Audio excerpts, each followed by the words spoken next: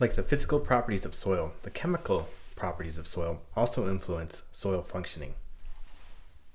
The authors state that in addition to its effects as a resource that supports plant growth, water strongly influences the chemical and biological processes in soils through its effects on oxygen availability. Now, the reason that oxygen availability is so important are because of oxidation-reduction reactions, which is simply the transfer of energy from one compound to another. So when we talk about oxidation-reduction reactions, we're really thinking about the transfer of electrons between compounds. Now, the definition of oxidation doesn't necessarily include oxygen, but oxidation occurs when an energy source gives up electrons. Reduction is simply the acceptance of electrons.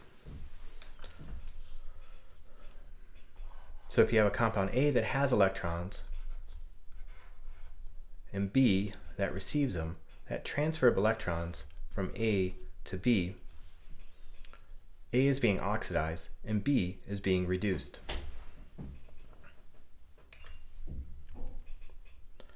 Now, one way to remember this, a mnemonic, is Leo the lion says grr. And this one you might have heard, but essentially what it stands for is the loss of electrons is oxidation and the gain of electrons is reduction.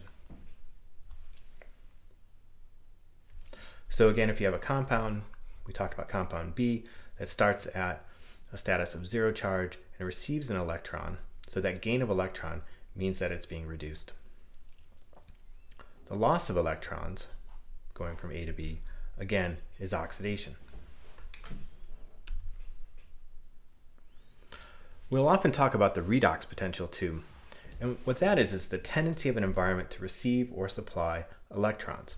And some environments have a lot of excess electrons, so to speak, and they really can supply those electrons, and that would be considered to have a high redox potential. And those that receive a lot of electrons or have a high tendency to receive those electrons have a low redox potential. Now, the chemical composition and oxygen availability determine the redox potential of the soil. And this is one reason why water is so important, is that water determines how much oxygen there is. So if you have a soil that's saturated with water, it's going to be hard for oxygen to get into those areas, and the oxygen that is in the area of soil is going to be consumed. So wet soils tend to have a lot less oxygen than open aerated soils, and therefore a lot less lower redox potential.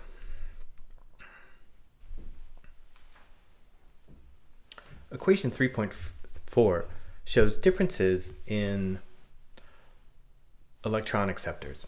And essentially, organisms harvest the most energy by transferring electrons to oxygen.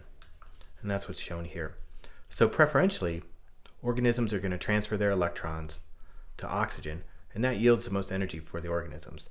When oxygen is not present, nitrate's next in line. And so the most energetic reactions are going to take electrons and put it onto nitrate. And then on down the line to manganese, iron 3+, sulfate, carbon dioxide, and then simply protons.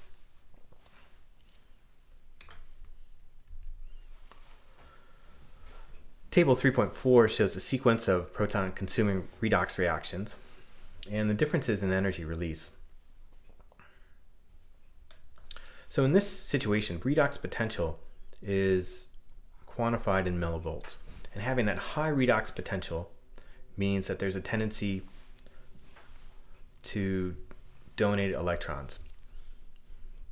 And in this case, oxygen, when there's oxygen present, oxygen receives electrons and consumes acidity or consumes protons. In that case, it forms water. And when you can transfer electrons to oxygen, the redox potential's 812 millivolts, and the energy release is 29.9 kilocalories per mole per electron. So a mole of electrons that gets transferred to oxygen generates this many kilocalories.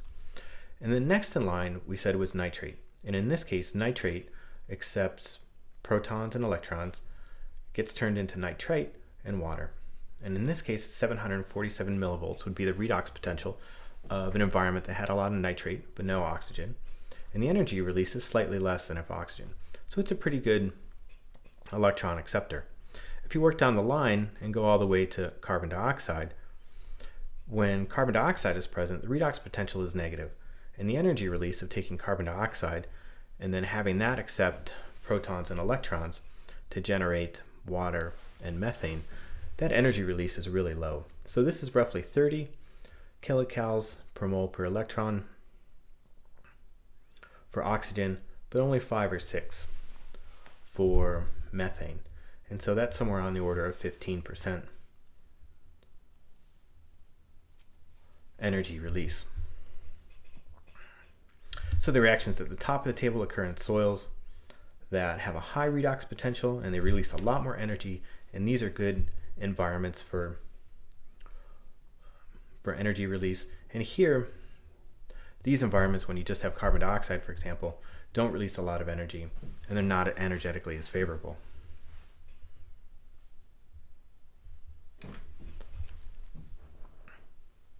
Now, organic matter is abundant enough in most soils and sediments to serve as a major electron donor, although in some situations you can have reduced iron or sulfide that are important electron donors. So when we think about the processes of respiration and the generation of electrons, it's really organic matter that serves as a source of those electrons. But there are situations when you can have reduced iron or sulfide that serve as electron donors for some reactions. So these really can't be ignored. Now, the processes that we're talking about for energy release are often bacterially mediated in soils. These are biotic processes. But there are also some situations where there are abiotic processes that occur for the transfer of energy, and these can't be ignored either. So although most of what we're talking about are going to be biotic processes, there are some abiotic processes, just strict chemistry too, that occurs.